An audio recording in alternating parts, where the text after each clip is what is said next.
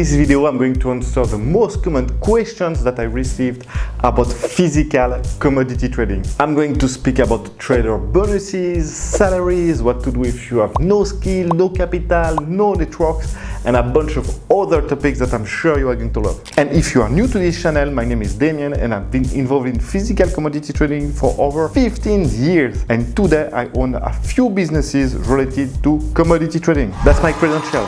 So let's start with a question that I know you will love. Hi Damien, I'm sure you have a lot of crazy stories, but I really want to know, what is the biggest bonus that you know someone received? Mo. Alright Mo, so let's get straight into it. Yeah, actually I can tell you that a friend of mine told me that he received a 5 million US dollar bonus. Actually it's Swiss franc, but it's almost the same as US dollar. This is what he told me. I didn't check. Do I believe him? I would so, but he's a trader, so you never know, man. People lie about that. So, yeah. But if the question is like, how wealthy could you become as a commodity trader? I've got something for you. So this is something that I found in Switzerland. It's a magazine with the 300 wealthiest people in Switzerland. Is there a commodity trader inside? I mean, there is like even more than commodity trader, you know. The people, they are segregated by category, you know, how they made their money. And you can see like real estate, watches, obviously it's Switzerland, like a farmer, but there is even like a full category for commodity traders. Like, let's look into it. Obviously at the top there is like Ivan Glasenberg, 8 to 9 billion in wealth. It's crazy to believe that this guy didn't found Glencore. I mean, he was a CEO. And obviously the founder of Gunvor, 6 to 7 billion, of the Dreyfus family, another guy from Glencore, Daniel Mate, I didn't know this guy. Man, look at this. The guy was head of division of zinc and lead. And now he was 2 to 3 billion. What is going on here, man? What is going on here? Jeremy Wire. So, as I'm recording this video, Jeremy Wire is leaving Trafigura as CEO, shy of 1 billion. What is going on, man? Again, he's a CEO, man. Do you think that the CEO of McDonald's, of Coca-Cola, how much do you think they make? They never make that amount of money. And what about this guy, man? Julien Roland, 200 to 300 million. This dude is only an employee in the Trafigura, man. What are they saying here? The trader has a key position in Trafigura, transiting to renewable and exiting coal. I can tell you that this guy, Julien Roland, did not make the money because he was doing that. This is shit, man. All right, I can tell you they are not going to exit coal. I mean, Trafigura is loading, a friend told me like Trafigura is loading like 20 vessels of coal in Indonesia per month, 50,000 metric ton vessel. So they're making a lot of money with that. I can tell you they're not going to exit that. Anyway, it's just to tell you that obviously in those type of lists, there's a lot of people that are missing. Some are better at hiding their wealth, but it's just to tell you, and it seems like in commodity trading, there's like no cap toward what an employee could make. It's crazy, man. It's crazy, man. Anyway, let's go back to the questions. Hello, Mr. Wuston. You keep saying in your video that commodity traders create value by de-risking. What does it mean exactly? Can you share examples? Thanks for your content. I'm a big fan, Jens. All right, Jens, thanks for the question. So in your question, there's like two topics, creating value and de-risking. So first of all, creating value. Creating value is the only way to make money, man. You cannot manifest money. It doesn't work like that. You need to add value so that people can pay for that value. And in the case of a restaurant, you create value by serving food, right? In the case of a hedge fund manager, you create value by managing money, right? You need to create value if you want to get paid. Now, when I speak about de-risking, it's important to understand that international transactions are extremely risky. When you need to send like multi-millions of dollars to another country, where there is a different rule of the law, where people think completely differently than you, there's a lot of risk to it. And by being the trusted trader, by being the trusted middleman, the commodity traders add value because it de-risks the transaction for the buyer and for the seller. So this is what it means, de-risking. Let me give you an example from my background. So one of my first jobs as a commodity trader was to sell milk powder to West Africa. And in the case of milk powder, it's mandatory that we know where the milk is coming from. So all the bags needs to have the traceability down to the processing plant.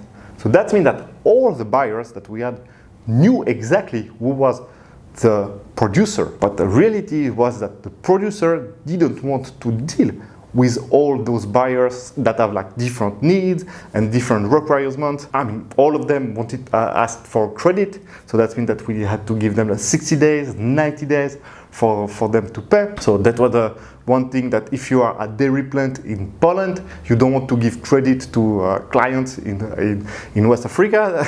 You have other stuff to do, and there's a lot of things like this. So even though everyone knew each other in the supply chain, we were in the middle and we were de-risking the transaction for both parties. For the supplier, because they knew that we mostly had to pay in advance, and they knew that if there were like any problems, we would be there. For instance, if the price completely decreased, we are not going to disappear. And on the other side, our clients knew that we were okay to finance them and that we were going to be there in case of claim or something like this. Because again, if you are a small buyer in Africa, I can tell you that some supplier, they just said to them because they know that they cannot do anything and they cannot claim back. So just thinking how to start with a budget of $2,000 and what product, Wayne. All right, Wayne. So let's say you only have $2,000 and you want to start a trading firm. I mean, as always, you need to start with a buyer.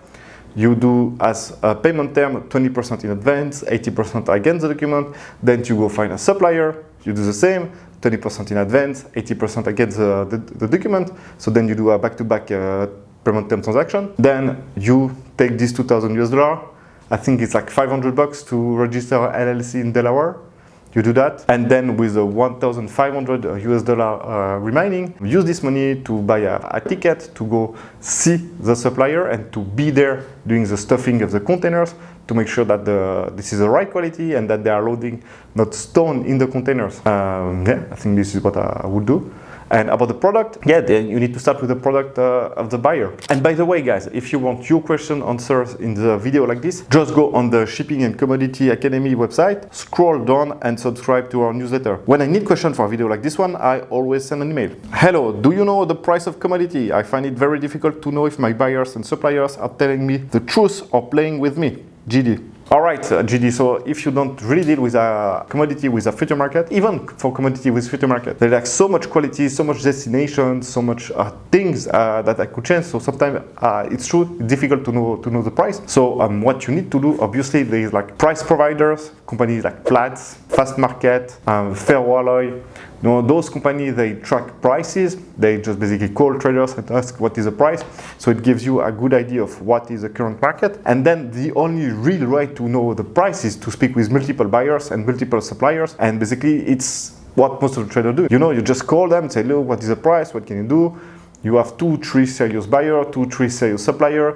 You ask them what they have seen. You tell them information also about the market and so on. And then you can make an idea about where the price is.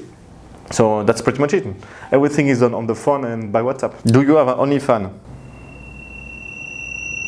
How do commodities traders identify trade in physical markets? All right, so I think that's quite a good question. Actually, in the physical market, commodity traders makes money by arbitrage. So just to give you like some idea of what could be an arbitrage. So a very straightforward arbitrage would be like, okay, if I buy cocoa in West Africa, the price is $2,000 per metric ton. And if I sell it in Netherlands, it's $2,050 per metric ton. So I think that there is a difference of $50 between the two markets. So I can check the price of the freight and so on, and the freight and financing and so on. And I can see that, all right, if my cost is $2,040, I can make $10 by selling this cocoa. This would be like a location arbitrage. Another way that traders makes money would be with quality arbitrage. You know that you can blend few qualities together. So then like a cheap one, expensive one, and then you can make the perfect quality for your clients, and then you can make extra margin like this. Or another arbitrage would be like time arbitrage. You know that if you store the commodity today,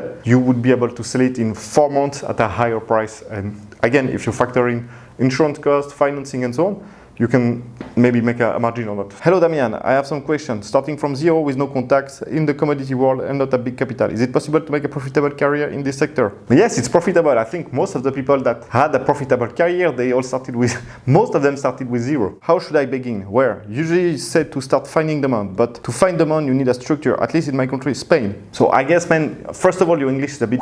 Honestly, use ChatGPT. At least you will write something that it's easier to understand. But if by structure you mean that you need to have a company, yes, obviously you need a company to build the product that you are going to sell. Yeah, of course. But man, the question is, but you can work without having a company. And then if you see that a deal is going to come together, you make the company. I mean, yes. Because if you go to supermarket to tell the manager I'll feed the store with potato, the manager will say, okay, it's 50 cents a kilo. And then 50 cents a kilo is just allowed by farming companies with big tracers. All right, Jude, man, you need to use ChatGPT. I know in Spain, English is not usually not the best at it, but man, come on, man. I think what you mean is like that there is no margin. Is it? I don't understand your point. Another way is to bring not traded material here, but then you need to create the need for that material here, and that's difficult in some ways. Again, no, you only bring what you know that you can sell. Of course, it's difficult, man. Of course, what you are going to do is difficult. Otherwise, you can stay as an employee, man. I know the obvious reply to my question is doing your course. I enrolled in 2025. My background to add is quantitative finance. But please do an exercise of animation. How to do it? Man, no, the obvious answer is not take my course. The problem is like you need, I think you have other problem, dude. Let's finish the email and then I'll give you, I'll give it straight. I read the book starting from scrap and well, Anthony had a lot of context at the end. So that's not a perfect example of a guy starting from zero. R12 wasn't such a miracle. Kind regards, Alvaro. So the book that he's talking about is starting from scrap. It's a great book. I really recommend it. Dude, man, all right. So Alvaro, let me be extremely clear with you. What you need is a complete rewiring of your brain, man. You need another way of thinking and seeing about the life. Because seriously, when I read your email, it's whining. Oh, I need to speak with a manager. Oh, I need a company. Oh, it's difficult. Oh, it's this. Oh, Anthony had some contacts, so this is how Hartwell arrived. Yeah, obviously, man. Man. All right, so here is what you need, Alvaro. The problem is that you have no skills. All right, you have no skills.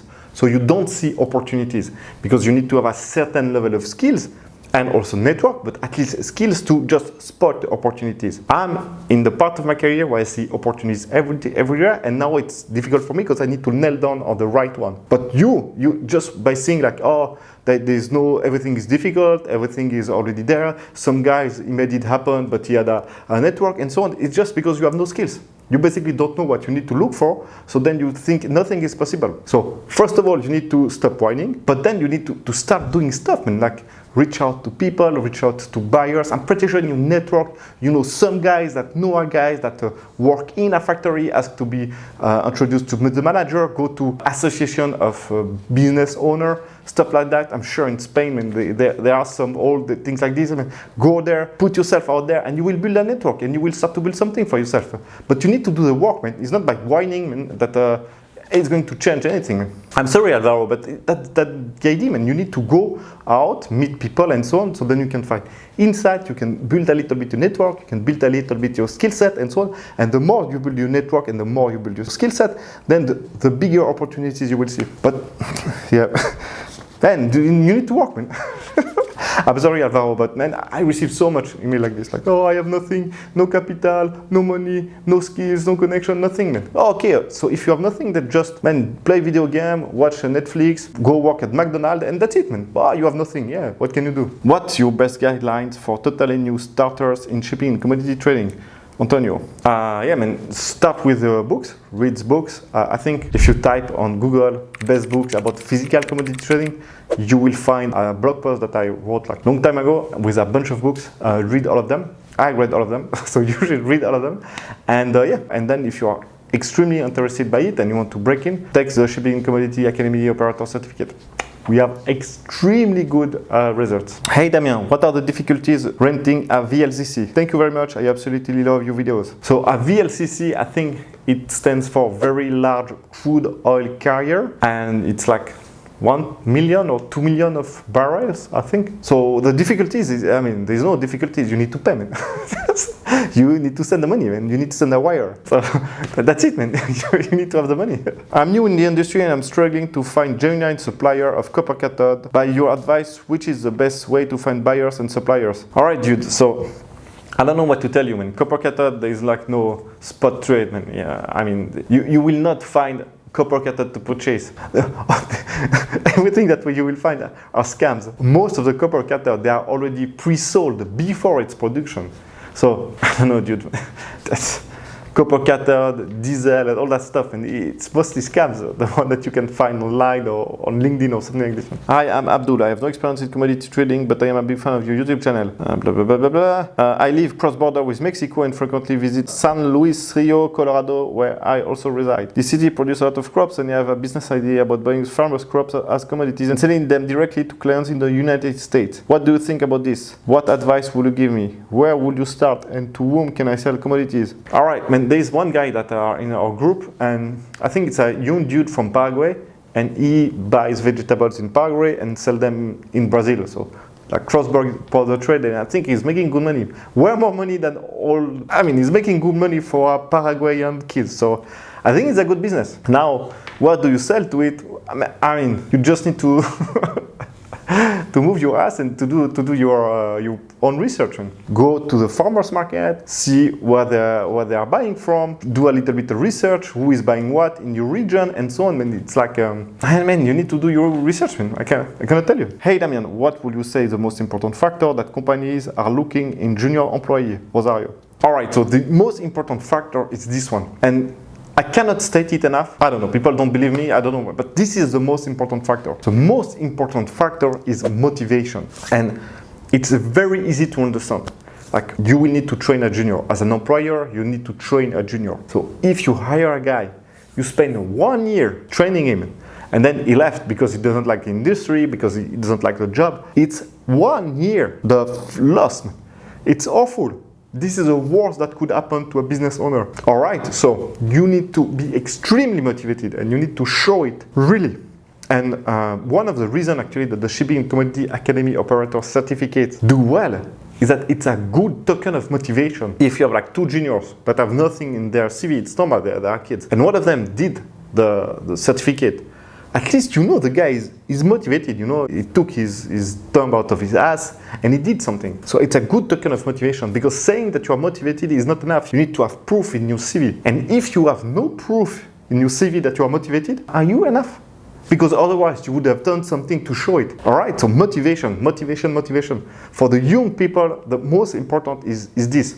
You need to have proof of your motivation, token of motivation in your CV if you want to hope to get a job in this industry. Hi Damien, thanks for the message. My question, is it too late to enter commodities trading industry at early 40s? I work in inspection and certification industry, trading companies are my customer.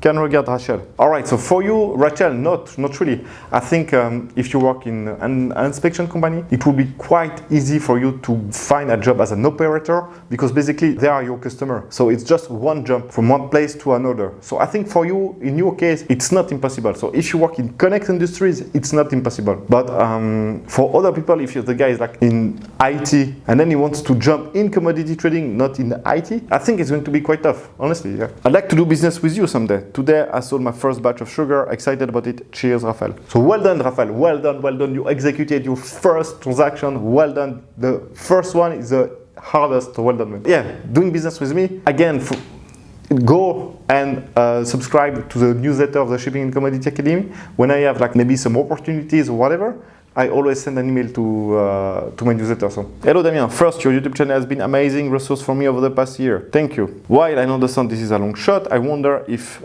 you might offer any kind of internship or entry-level role where I could assist you while gaining first-hand experience in the business. I would work for a pittance, even if it's just helping you with your YouTube channel. Anyway, thanks for reading. I've attached my CV. Cheers, Daniel. All right, Daniel. So I put your question here because a lot of kids ask me the same. So basically, first of all, if I would need like someone with no experience, I would always take my student, because I mean it's normal, so sorry about that. And then the second point is like, man, the problem that you have is you have nothing to offer, only your time, right? And right now for me it's not a good fit, because I don't need times of other people. I need people with skills. So this is why when you are in the beginning of your career, you need to put a lot of time. You need to work a lot. To get somewhat skillful in something, so then your skill could be useful to someone else. But if you only have your time, you know nothing, for me your value is going to be negative, because I need to train you. Even you said, oh, I could help you with YouTube. Man, right now with YouTube, I pay people to help me with YouTube because I need their skills. So try to learn any skills, man, and then use it. And then maybe you would be of value. But right now, I'm sorry, Daniel. but I have no use. Alright, so that's it for me today. I hope that you liked the video. Again, if you are interested in breaking into the world of commodity trading, just check the first link in the description below this video. You will end up on the Shipping and Commodity Academy, and this is what we do there. Ciao.